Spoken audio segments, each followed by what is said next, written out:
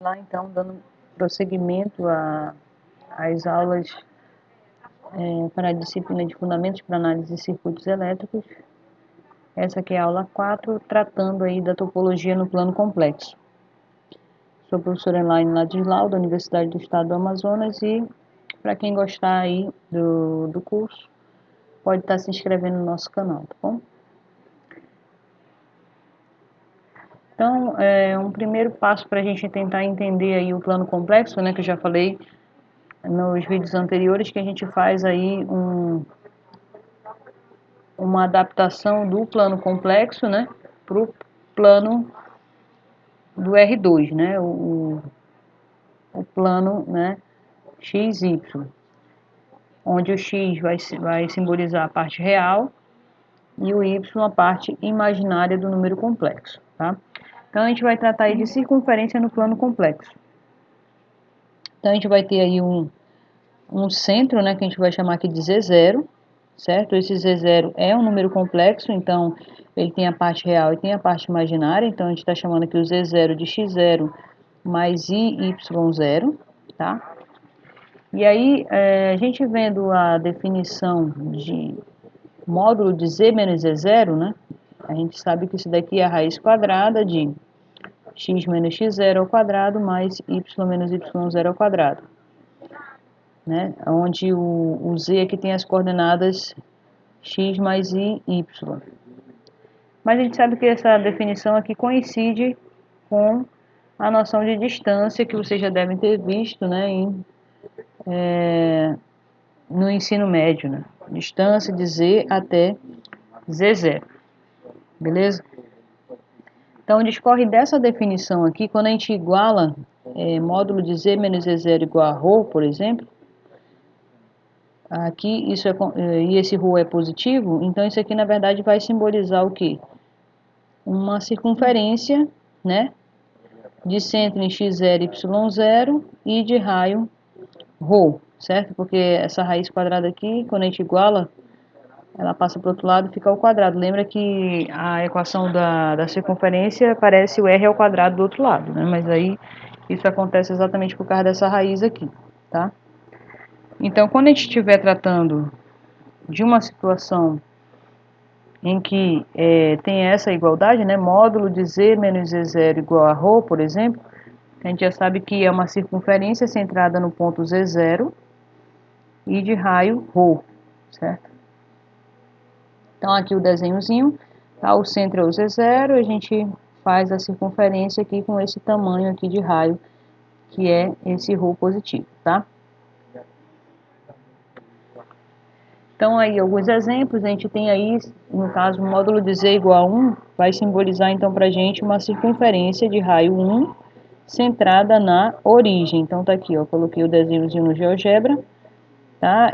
Lembra que a gente faz a identificação do plano complexo com o plano do R2, né? Então, isso aqui seria as coordenadas 0, 0, né? E o raio 1. Nesse outro caso, eu percebo que módulo de z menos 1 mais 3i igual a 5, né? Aqui, para arrumar direitinho, do jeito que a gente falou anteriormente, a gente tira o menos em evidência para identificar aqui exatamente quem é o raio, tá? Então, sempre o raio ele vai vir acompanhado, no caso a equação, né, da circunferência no plano complexo, ele vai vir módulo de z menos, e o que aparece aqui então, o z0, são as coordenadas do centro da circunferência, tá? Igual a 5, então significa que o raio é igual a 5. Então, a gente localiza esse ponto no plano, né, de coordenadas 1 e menos 3, só lembrando, o eixo x é a parte real do número complexo, que no caso seria 1, e a parte imaginária estaria no eixo y, que nesse caso aqui é menos 3, tá? E aí, a partir disso, a gente faz a circunferência de raio 5. Beleza? Então, ficou bem mais simples a notação de circunferência para o plano complexo, tá? Ele vai vir sempre dessa forma aqui. A questão é identificar quem é o centro da circunferência e quem é o raio da circunferência. Bem, aí a gente tem outras definições a partir da circunferência que se chama discos e vizinhanças. né? Então a gente tem algumas condições, né, algumas simbologias e nomes, né, que vão simbolizar, vamos dizer assim, conjuntos diferenciados no plano complexo, tá? Então aqui a gente tem a denominação de disco. O disco para a gente vai ser módulo de Z menos Z0 menor ou igual que ρ. A gente já viu ainda agora que módulo de Z menos Z0 igual a ρ é uma circunferência centrada no Z0 e de raio ρ, certo? Então, quando a gente coloca menor ou igual, significa que a gente está compreendendo tanto a parte de dentro da circunferência como a própria circunferência também, tá? Então, quando a gente envolve essas duas, aqui, ó, essa situação aqui, os pontos desse disco podem ser a própria circunferência, né, que no caso aqui é a igualdade, ou no interior da circunferência que vai simbolizar aí o menor do que o raio, certo? Então isso a gente vai chamar de disco, tá? Então tanto a parte interior quanto a própria casca, né, vamos dizer assim, o próprio bordo, que seria exatamente a circunferência. Bem, quando a gente tratar aí de vizinhança de Z0, a gente vai tratar exatamente somente da parte interior da circunferência, tá? Então aqui o módulo de Z menos Z0 menor do que ρ. Tá? Então só a parte de dentro, e geralmente quando a gente denota essa vizinhança, a gente coloca pontilhado a circunferência porque não faz parte desse conjunto, tá? E a gente também tem o que a gente chama de vizinhança deletada de Z0. Aqui tanto é a parte de dentro da circunferência, só que não envolve o Z0. Então é como se fosse uma coroa, né, circular, um anel, onde pega a parte de dentro da circunferência e não tem um ponto Z0 nessa vizinhança, tá? Então são essas nomenclaturas que a gente pode utilizar aí no discorrer do curso, tá? Tem que se acostumar então com essas definiçõezinhas aqui. Bem, aí a gente tem condições de falar dos abertos, né? Os abertos do plano complexo, tá? A gente pode ter algumas faixas ou algumas circunferências também, esses discos. A gente vai verificar exatamente o que significa conjuntos abertos, tá? Para isso, a gente precisa entender o que é um ponto interior. Um ponto Z0 é chamado de interior, um conjunto S do plano complexo, se existe uma vizinhança de Z0 que esteja inteiramente contida em S. O que significa isso? Por exemplo, quando a gente tem uma vizinhança de um ponto, né, a gente viu que não entra o bordo, né, não entra a circunferênciazinha. Então, aqui, por exemplo, olha, essa circunferência aqui seria módulo de Z menos 1,1 mais 2i menor do que 0,05, né? Então, a circunferência é bem pequena, certo? E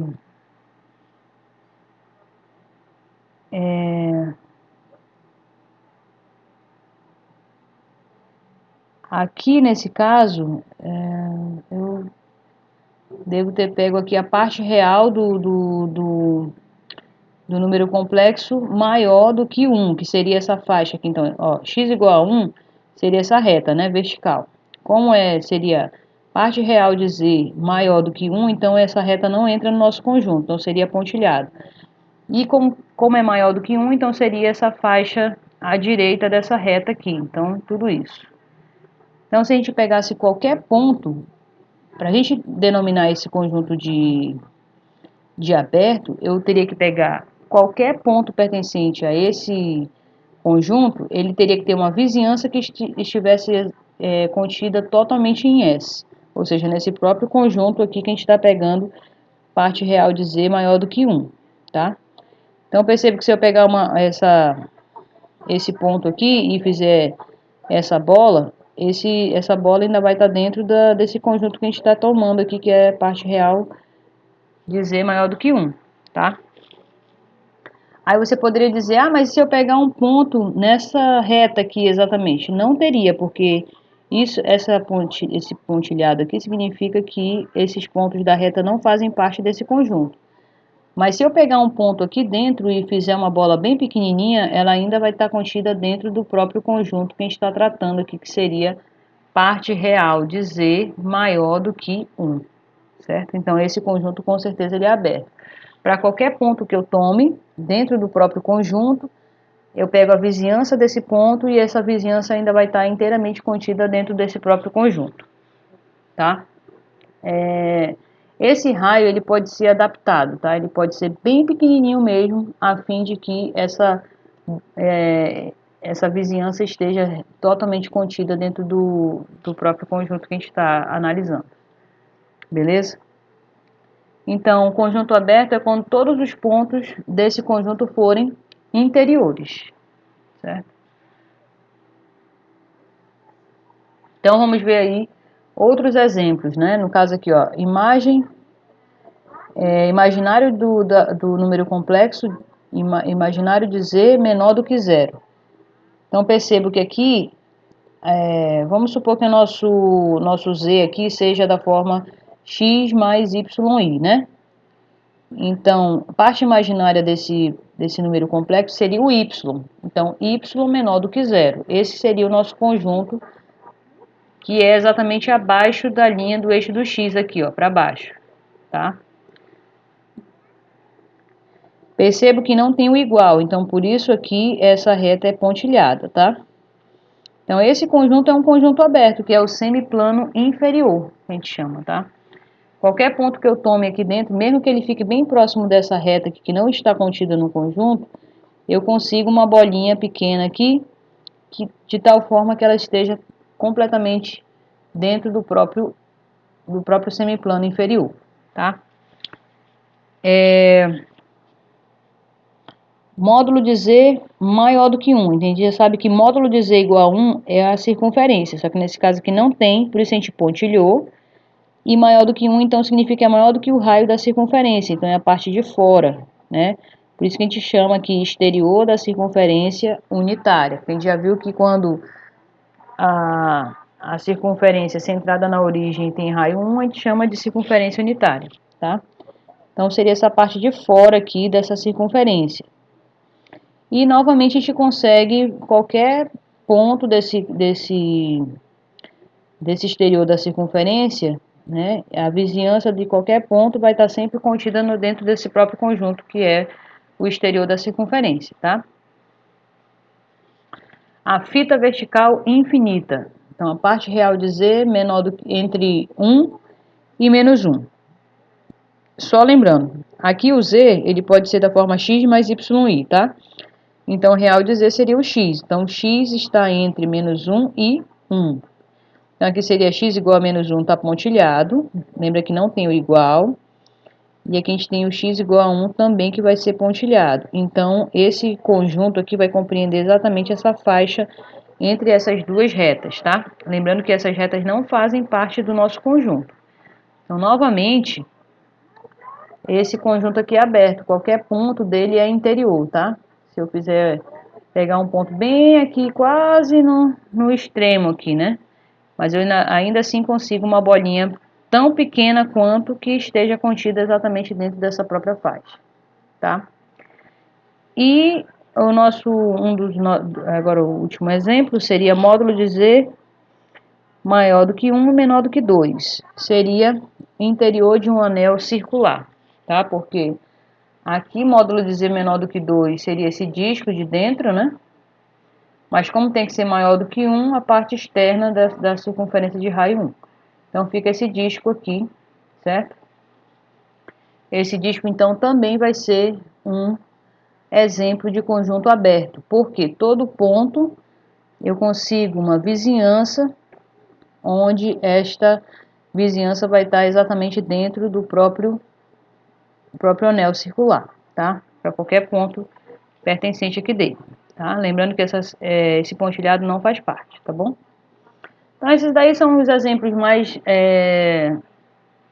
triviais, né, de conjuntos abertos dentro do plano complexo, e seria interessante vocês darem uma olhada também no livro-texto para conhecerem outros possíveis conjuntos abertos. Bem, aí a gente tem algumas outras nomenclaturas também importantes, já que a gente está falando de conjunto, né? A gente tem aí o ponto de fronteira, né, do conjunto e o ponto exterior, tá? E teria também aqui o ponto interior. Então aqui a gente tem um conjunto, onde a fronteira dele é exatamente essa casca aqui, né? É a limitação do conjunto. A parte de dentro se chama interior e a parte de fora exterior, tá? Mas em termos da vizinhança, a gente diz o seguinte: o ponto de fronteira é quando eu pego um ponto aqui da fronteira e abro uma vizinhança aqui, uma bola, né? Então, o que vai acontecer com essa bola? Vai conter tanto pontos do interior quanto do exterior. Então, toda vez que eu abrir uma vizinhança desse ponto e contiver pontos do interior e do exterior, então esse ponto é classificado como ponto de fronteira, tá? O ponto interior seria exatamente como se fosse a mesma definição lá do conjunto aberto, né? Tem que estar dentro, não pode envolver o bordo, certo? E quando o ponto é exterior é quando ele não é interior, ou seja, quando eu pegar um ponto desse exterior aqui e abrir a vizinhança, ele vai estar exatamente contido fora, não vai ter nenhum ponto de dentro do nosso conjunto. Beleza? Então, esses aqui são as três nomenclaturas também importantes: ponto de fronteira, ponto exterior, ponto interior. Então, aí, o nosso exemplo que eu já até utilizei anteriormente, parte real de Z maior ou igual que 1. Então, lembra que isso daqui agora vai simbolizar uma região do plano complexo, tá? Então, isso aqui você tem que ter um pouquinho de cuidado e fazer aquela identificação do complexo com o plano cartesiano, tá? Então, aqui, novamente, chamando esse Z aqui de x mais y, parte real de Z seria x maior ou igual que 1, tá? Então, x igual a 1 seria a reta passando por 1 aqui, vertical, né?